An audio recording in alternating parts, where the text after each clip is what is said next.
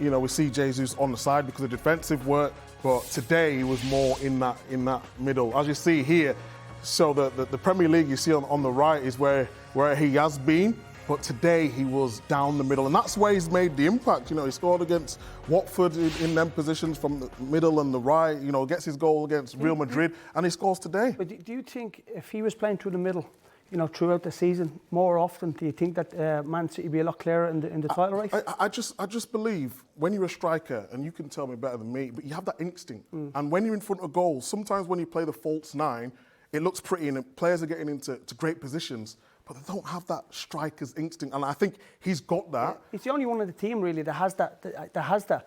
And when you're playing with players like Phil Foden and De Bruyne that can set you up, I would love to play in this team because you're getting at least 4 or 5 chances a game. And someone like him, he takes them, and we've seen in the last few games, he's really stepped up to the plate. I think it's good now that he's actually getting a little bit more credit because he's been a utility sort of player. And, you know, at the business end of the season is where you want to have your best games.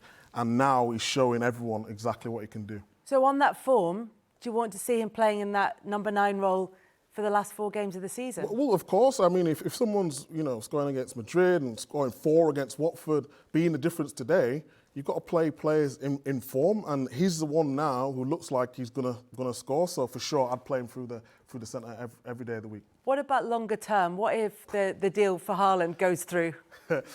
We'll find a spot in a team for him somewhere.